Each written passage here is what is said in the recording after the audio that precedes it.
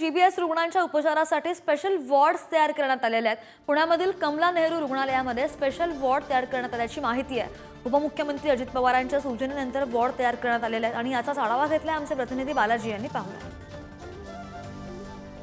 पुण्यात 24 तासात जीबीएसचे 28 रुग्ण वाढल्याने चिंता व्यक्त केली जाते आणि त्यानुसार महानगरपालिका सुद्धा आता सतर्क झाली आहे। पुण्यातल्या कमला नेहरू हॉस्पिटलमध्ये हे महानगरपालिकेने जीबीएस रुग्णासाठी स्पेशल वॉर्ड तयार केलेला आहे आणि या ठिकाणी जे जीबीएस रुग्ण आहेत त्यांच्यावर उपचार करण्यात येणार आहेत।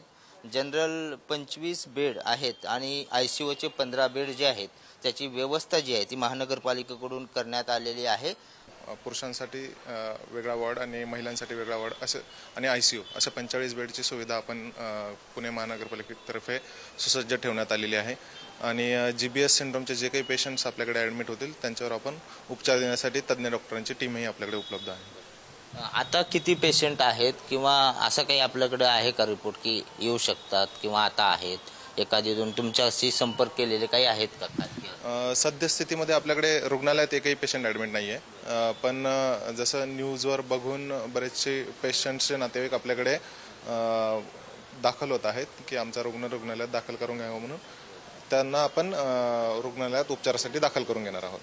काल उपमुख्यमंत्री अजित पवार यांनी मोफत उपचाराची घोषणा केली आहे आणि जे इंजेक्शन लागतं ते सुद्धा मोफत दिलं जाणार आहे का? त्याची अवेलेबिलिटी आता आहे का? हो, आपण आयसीयूमध्ये त्या गोष्टी उपलब्ध करून ठेवलेल्या आहेत आणि पुणे महानगरपालिकेतर्फे शहरी गरीब वैद्यकीय सहाय्य योजनेमार्फत आपण रुग्णांना जे काही रुग्ण खाजगी रुग्णालयात उपचार घेत आहेत तर त्यांची मर्यादा आपण 2 लाखांपर्यंत मोफत उपचार अशी वाढवलेली आहे।